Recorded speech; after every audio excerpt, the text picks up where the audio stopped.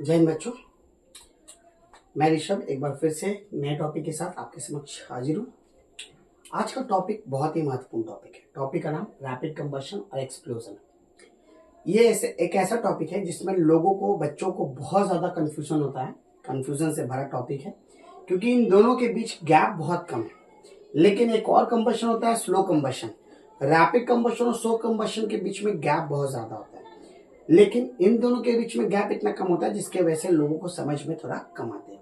चलिए आज देखते हैं कुछ पॉइंट्स के साथ इन दोनों के बीच का डिफरेंस। रैपिड कंबशन और एक्सप्लोजन। रैपिड कंबशन एक ऐसा कंबशन है जिसमें large amount of energy release होता है, लेकिन उससे ज्यादा अमाउंट ऑफ एनर्जी रिलीज होता है जो एक्सप्लोजन में होता है। इसलिए हमने ह्यूज लिखा। ह्यूज और लार्ज, लार्ज से बड़ा ह्यूज होता है, तो इसमें अमाउंट ऑफ एनर्जी जो है वो बहुत ज्यादा पैमाने में, मतलब लार्ज से भी ज्यादा हीट और लाइट के रूप में एनर्जी देखने को मिलता है। दूसरा, रैपिड कंबशन कंट्रोल कर सकते हैं, पर एक्सप्लोजन को हम लोग कंट्रोल नहीं कर सकते हैं।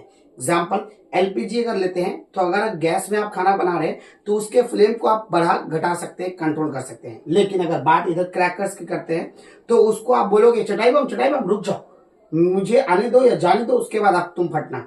ऐसा कुछ है नहीं। आप कभी कभी देखते होंगे और सुनते भी होंगे कि दीपावली के समय जो है क्रैकर्स जो है वो हाथ में किसी के फट जाते हैं।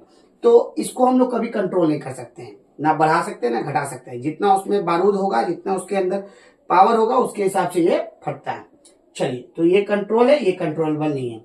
दूसरा, ये लेस पॉल्यूटिंग है या पॉल्यूट नहीं करता है। जैसे एलपीजी अगर आप जलाते हैं, घर में खाना बनाते हैं तो, या सीएनजी मार्केट में हम लोग फ्यूल यूज करते हैं, व्हीकल्स, कॉमर्शियल व्हीकल्स, उसमें किसी प्रकार का फ्यूल जलने के बाद, सीएनजी एलपीजी को जलने के बाद वो पॉल्यूशन नहीं देता है, किसी प्रकार का पॉल्यूशन नहीं होता है, या बहुत ही नेग्लिजिबल पॉल्यूशन देखने को मिलता है, जो कि बहुत नेग्लिजिबल होता है, बहुत ही कम।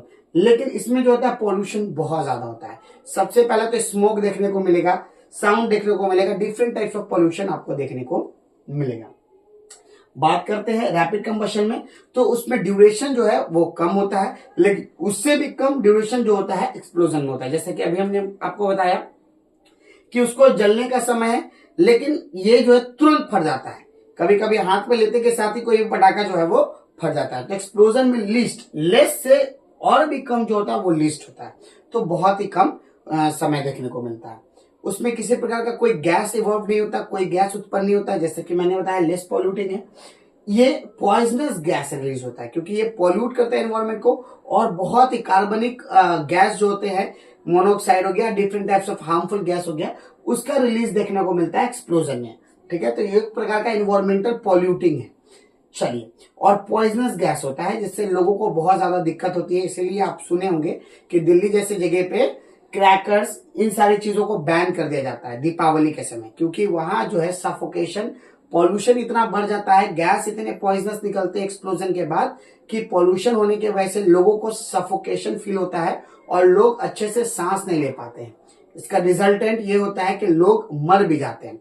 चलिए, तो ये एक प्रकार से पॉइजनस है। ये डेंजरस नहीं है क्योंकि वो कंट्रोल कर सकते हैं, पॉल्यूशन नहीं है तो वो डेंजरस नहीं है। जबकि ये कंट्रोल नहीं कर सकते, पॉल्यूशन है, different types of harmful gas निकलता है, तो जिसकी वजह से ये डेंजरस के रूप में माना जाता है। बात करते हैं हम लोग रैपिड कंबशन का, तो उसमें किसी प्रकार का कोई साउंड नहीं है जलने के समय। लेकिन अगर बात की जाए एक्सप्लोजन की, तो इसमें बहुत ही ज्यादा साउंड देखने को मिलता है, इरिटेटिंग साउंड, जिसको नॉइस कहते हैं। इसीलिए इसका एक और नाम है नॉइस पोल्यूशन के रूप से भी हम इसको जानते हैं। चलिए, बात कर देते हैं रैपिड कंबशन के बारे में। तो उसको हम लोग कॉमनली यूज करते हैं, जैसे घर में हो गया, खाना बनाने के लिए एलपीजी, बाहर vehicles, commercial vehicles, CNG etcetera, वो रैपिड कंबशन का एग्जांपल हुआ। लेकिन जबकि एक्सप्लोजन की बात करते हैं तो हम इसको माइनिंग या फिर वोल्केनिक इरप्शन या जियोलॉजिकल प्रोसेस में, मतलब जमीन से जुड़ा हुआ जो प्रोसेस होता है, चाहे किसी चीज को, कोल को निकालना या किसी चीज को खुदेरना, या अंदर की चीजों को, बहुत पुरानी चीजों को पता करने के लिए हम लोग माइनिंग करते हैं। तो इन सारी चीजों को के लिए हम लोग एक्सप्लोजन का इस्तेमाल करते हैं। जियोलॉजिकल मतलब geo means related to earth. Example हो गया एलपीजी, सीएनजी, यहाँ example crackers, volcanic eruptions etcetera, mining etcetera. आशा करते हैं कि ये छोटे से विवरण से, डिफरेंशिएशन से आपको बहुत सारे नॉलेज समझ में आए होंगे। अगली क्लास में एक बार फिर से एक नए टॉपिक के साथ फिर से आ जाऊंगा। तब तक के लिए धन्यवाद।